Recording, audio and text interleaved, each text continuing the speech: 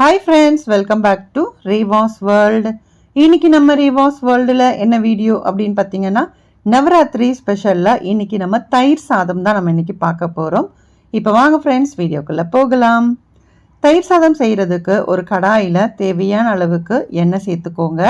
எண்ணெய் கொஞ்சம் சூடானதுக்கப்புறமா இதில் தாளிப்புக்கு கடுகு, உளுத்தம்பருப்பு இதெல்லாம் நம்ம சேர்த்துக்கலாம். சேர்த்துட்டு அது நல்லா பொரிஞ்சு வரட்டும். இப்போது கடுகு உளுத்தம்பருப்பு ரெண்டுமே வெடித்து வர டைமில் காரத்துக்கு ஏற்ப பச்சை மிளகா, நான் ஒரே ஒரு பச்சை மிளகா சேர்த்துக்கிறேன். கொஞ்சமாக இஞ்சி, அப்புறம் கருவேப்பிலை இது எல்லாத்தையுமே சேர்த்துட்டு லைட்டாக வதக்கிக்கிட்டிங்கன்னா போதும். அதிகமாக வதக்க வேண்டாம்.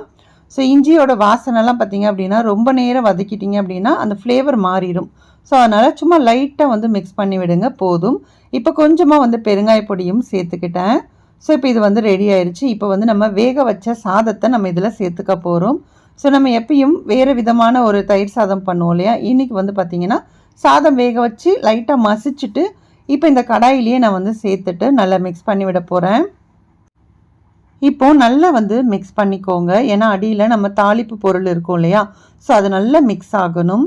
ஆல்ரெடி நான் சொன்ன மாதிரி நல்ல சாதத்தை நல்லா மசிச்சுட்டு அதுக்கப்புறமா நீங்கள் சேர்த்துக்கணும். அப்போ தான் உங்களுக்கு சாப்பாடு நல்லா குலைவாக உங்களுக்கு அந்த க்ரீமியாக உங்களுக்கு அப்போ தான் கிடைக்கும்.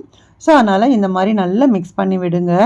இது நீங்கள் உடனே சர்வ் பண்ணுறதுக்கு ரொம்பவே டேஸ்ட்டாக இருக்கும். இப்போ நம்ம அடுப்பை ஆஃப் பண்ணிடணும். ஆஃப் பண்ணதுக்கு அப்புறமா தான் நான் தயிர் சேர்த்துக்கிறேன்.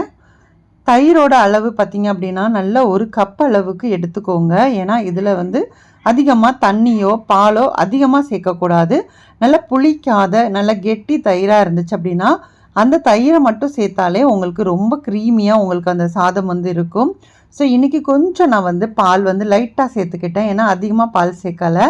இப்போ நம்ம ரெகுலராக எப்பயுமே எப்படி செய்வோம் அப்படின்னா பாலை அதிகமாக சேர்த்து தயிரை நம்ம கொஞ்சமாக சேர்ப்போம் இல்லையா. ஆனால் இதில் தயிர் அதிகமாகவும் பால் கொஞ்சமாக சேர்த்து நல்லா மிக்ஸ் பண்ணி விட்டுட்டேன். சப்போஸ் உங்களுக்கு உப்பு கம்மியாக இருந்துச்சு அப்படின்னா லைட்டாக உப்பு ஸ்ப்ரிங்கிள் பண்ணி விட்டுக்கோங்க. மேலே அதே மாதிரி கொஞ்சமாக கேரட்டை துருவிட்டு அதையுமே சேர்த்துக்கிட்டேன். ஸோ பார்க்குறதுக்கும் சரி சாப்பிட்றதுக்கும் சரி ரொம்பவே டேஸ்ட்டாக இருக்கும், நல்லா க்ரீமியாக இருக்கும். நீங்கள் ஹோட்டல்லலாம் வாங்கி சாப்பிடும்போது இந்த மாதிரி தான் செய்வாங்க. ஸோ அதே மாதிரி நீங்களும் ட்ரை பண்ணி பாருங்கள். ட்ரை பண்ணி பார்த்துட்டு உங்களோட ஃபீட்பேக்ஸை கண்டிப்பாக என் கூட ஷேர் பண்ணுங்கள். இந்த வீடியோ உங்களுக்கு பிடிச்சிருக்கும் அப்படின்னு நினைக்கிறேன். வீடியோ பிடிச்சிருந்தா வீடியோக்கு ஒரு லைக் கொடுங்க. அதே மாதிரி நம்மளோட ரேவாஸ் வேர்ல்ட் சேனலை இது வரைக்கும் நீங்கள் சப்ஸ்கிரைப் பண்ணலை அப்படின்னா ப்ளீஸ் சப்ஸ்கிரைப் பண்ணிவிட்டு சப்போர்ட் பண்ணுங்கள். நெக்ஸ்ட் ஒரு வீடியோவில் பார்க்கலாம். தேங்க்யூ.